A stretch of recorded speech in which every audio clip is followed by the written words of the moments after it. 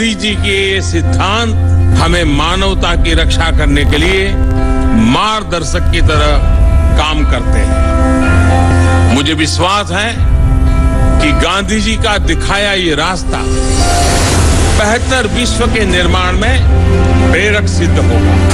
मैं समझता हूं कि जब तक मानवता के साथ गांधी जी के विचारों का ये प्रवाह बना रहे, तब तक गांधी जी की प्रेरणा और प्रासंगिकता भी हमारे बीच बनी रहेगी। राष्ट्र आज पूर्व प्रधानमंत्री लाल बहादुर शास्त्री को भी उनकी जयंती पर याद कर रहा है। राष्ट्रपति रामनाथ कोविंद और प्रधानमंत्री नरेंद्र मोदी ने आज सुबह विजय घाट पर उनकी समाधि पर पुष्पांजलि अर्पित की। एक ट्वीट संदेश में राष्ट्रपति ने कहा है कि लाल बहादुर शास्त्री भारत के महान सपूत थे, जिन्होंने पूरी निष्ठा से देश की सेवा की। उपराष्ट्रपति ने कहा कि लाल बहादुर शास्त्री सादगी, विनम्रता और बुद्धिमत्ता के प्रतीक थे। अपने ट्वीट संदेश में प्रधानमंत्री नरेंद्र मोदी ने कहा कि लाल बहादुर शास्त्री बड़े विनम्र और दृढ़ संकल्प वाले व्यक्ति थे। वे सादगी के प्रतीक थे और उनका जीवन राष्ट्र के कल्याण के प्रति समर्पित था। नेपाल में भारतीय दूतावास में आज महात्मा गांधी की जयंती मनाई गई। नेपाल में भारतीय राजदूत विनय मोहन क्वात्रा ने काठमांडू में दूतावास परिसर में बापू की प्रतिमा पर पुष्पांजलि अर्पित की। भारतीय दूतावास ने एम्बुलेंस और स्कूल बस उपहार में देने की अपनी परंपरा को जारी रखते हुए आज स्वास्थ्य तथा शिक्षा के क्षेत्र में काम करने वाले विभिन्न सरकारी और गैर सरकारी संगठनों को 41 एम्बुलेंस और 6 स्कूल बस सौंपी। गुजरात में अहमदाबाद के साबरमती में केंद्रीय कारागार ने आज महात्मा गांधी की जयंती के अवसर पर रेडियो प्रिजन नाम के रेडियो स्टेशन का शुभारंभ किया है।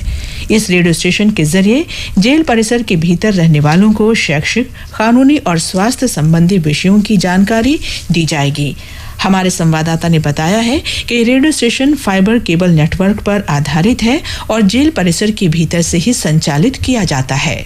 रेडियो प्रिजन साबरमती जेल की एक ऐसी अनूठी पहल है जिसकी आज जेल के अतिरिक्त पुलिस महानिदेशक KLN राव ने शुरुआत की। यह रेडियो स्टेशन में अन्य सभी रेडियो स्टेशन जैसी ही सुविधा होगी। फाइबर केबल नेटवर्क के आधार पर यह सेवा पुराने जेल आवास से चलाई जाएगी। बाद में यह सेवा महिला जेल और नए जेल आवास तक बढ़ाई जाएगी। इसके लिए अन्य रेडियो स्टेशन जैसा ही स्टूडियो तैयार किया गया है जो जेल के कैदी द्वारा चलाया जाएगा। प्रसारण कार्य के लिए कैदियों को 1 महीने की ट्रेनिंग दी जाएगी। रेडियो जॉकी सहित रेडियो स्टेशन का पूरा कार्य जेल के कैदी द्वारा चलाया जाएगा। फिर भी जेल प्रशासन द्वारा मेहमान कलाकारों को भी आमंत्रित किया जाएगा। कैदी द्वारा साबरमती आश्रम में सिखाए गए भजन भी प्रस्तुत किए जाएंगे। साबरमती जेल प्रशासन द्वारा रेडियो प्रिजन के लिए 20 लाख रुपए का खर्च किया गया है, लेकिन इसका उद्देश्य पूरी तरह सामाजिक सेवा का रहेगा। योगेश पंड्या, आकाशवाणी समाचार, अहमदाबाद। महात्मा गांधी की जयंती पर मेघालय में भी कार्यक्रमों का आयोजन किया गया। मुख्य सचिव MS राव ने शिलंग में मुख्य सचिवालय भवन पर महात्मा गांधी की प्रतिमा पर पुष्पांजलि अर्पित की। कला और संस्कृति निदेशालय ने इस अवसर पर वर्चुअल प्लेटफॉर्म के माध्यम से कार्यक्रम का आयोजन किया। जिलों में भी इसी तरह के आयोजन किए गए।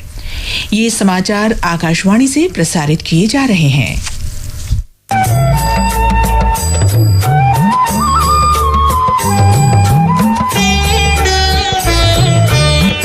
वैष्णव जन तो तेने कहिए जे पीर पराई जाने रे। वैष्णव जन तो तेने कहिए जे पीर पराई जाने रे। पर दुखे उपकार करे कोई मन अभिमान रे। वैष्णव जन तो तेने। केंद्रीय जल शक्ति मंत्री गजेंद्र सिंह शेखावत ने आज राज्य, जिला, ब्लॉक और ग्राम पंचायतों को वर्ष 2020 के स्वच्छ भारत पुरस्कार प्रदान किए। ये पुरस्कार पेयजल और स्वच्छता श्रेणियों के अंतर्गत दिए गए। सरकार ने कहा है कि देश के 97% से अधिक शहर खुले में शौच से मुक्त हो चुके हैं। आवासन और शहरी मामलों के मंत्रालय ने स्वच्छ भारत अभियान शहरी के शानदार 6 साल की उपलब्धियों को लेकर एक वेबिनार का आयोजन किया। इस वेबिनार का शीर्षक था स्वच्छता के 6 साल बेमिसाल। आवासन और शहरी मामलों के मंत्री हरदीप सिंह पुरी ने बताया कि अब स्वच्छतम भारत की शपथ लेने का समय आ गया है। उन्होंने कहा कि स्वच्छ सर्वेक्षण 2020 में जन आंदोलन और जन भागीदारी की भावना स्पष्ट हुई है। इस सर्वेक्षण में 12 करोड़ से अधिक नागरिकों ने हिस्सा लिया था। प्रधानमंत्री नरेंद्र मोदी आज शाम वैश्विक भारतीय वैज्ञानिक वैभव सम्मेलन को वीडियो कॉन्फ्रेंस के जरिए संबोधित करेंगे। एक रिपोर्ट। इस सम्मेलन का उद्देश्य भारतीय मूल के दिग्गजों को एक मंच पर लाना है जो दुनिया भर के शैक्षिक और शोध संस्थाओं से जुड़े हैं। इस सम्मेलन में 55 देशों के भारतीय मूल के 3000 से अधिक वैज्ञानिक और शिक्षाविद वीडियो कॉन्फ्रेंसिंग और वेबिनार के जरिए भाग लेंगे। देश के 10,000 से अधिक वैज्ञानिक और शिक्षाविद इस सम्मेलन में शामिल होंगे। 40 देशों के 1500 से अधिक पैनलिस्ट और 200 प्रमुख भारतीय अनुसंधान और विकास और शैक्षणिक संस्थान 80 विषयों पर 200 सत्रों में विचार विमर्श करेंगे। अनुपम मिश्र, आकाशवाणी समाचार, दिल्ली। प्रधानमंत्री नरेंद्र मोदी कल रोहतांग में ऊंची पहाड़ियों पर बनी विश्व की सबसे लंबी अटल सुरंग राष्ट्र को समर्पित करेंगे।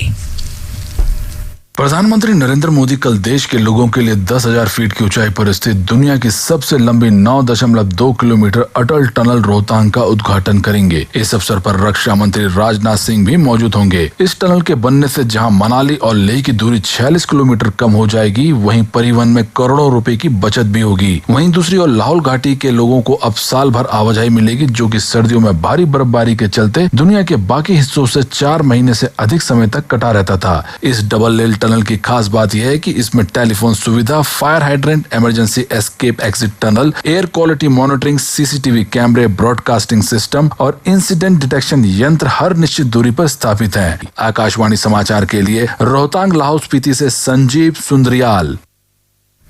देश में कोविड महामारी से स्वस्थ हुए रोगियों की संख्या में लगातार बढ़ोतरी हो रही है।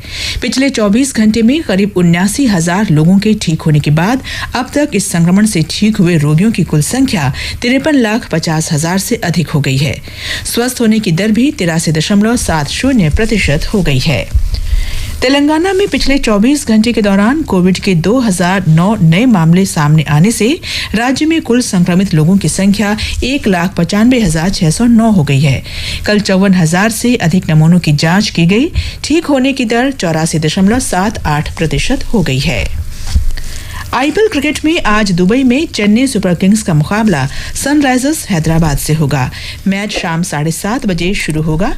कल रात अबू धाबी में मौजूदा चैंपियन मुंबई इंडियंस ने किंग्स 11 पंजाब को 48 रन से हरा दिया। इसके साथ ही ये समाचार बुलेटिन समाप्त हुआ।